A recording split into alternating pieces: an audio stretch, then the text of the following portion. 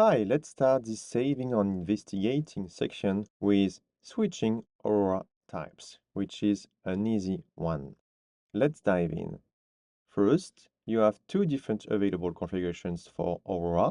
First one is Aurora Standard, which is a cost-effective option for applications with low to moderate IOs.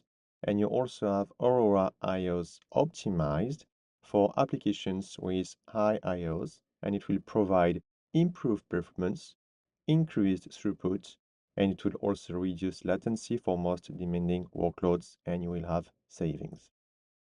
So the second one, Aurora IO Optimized, will offers up to 40% cost savings for IO intensive applications where IO charges exceeds 25% of the total Aurora database spend. And the reason for that is that with Aurora IO Optimized, there are zero charges for read and write IO operations. So you only pay for your database instances and storage usage. To detect Aurora switch with AWS billing, you can go directly to AWS, then billing service and bills section.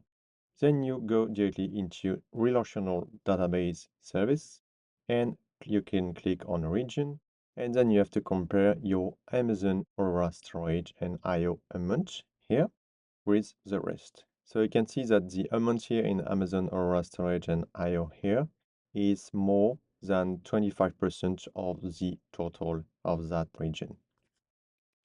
Same for Cost Explorer, so you can use Cost Explorers to detect Aurora switch. So simply go also to billing service, but then to Cost Explorer section. You can filter by the service RDS and group by the dimension equals to usage type. And then you simply have to compare your percentage of Aurora IO usage with the rest. So you can see that Aurora storage IO usage here is in blue, and it's currently more than 25% of the total cost. To find them all, you can also query the curve here with Athena. So if you go on that link and go into cost optimization section, you will retrieve here the query Aurora database that will be cost effective to switch into the Aurora IO optimized. So to fix it, you simply have to switch Aurora Standard to iOptimize, which is relatively easy. So first, be sure to only switch the iOS applications, so the ones that IO charges exceed 25% of the total Aurora database spend. And then in AWS, simply go to ARDS service, then databases section. You have to select one Aurora cluster to switch and click modify.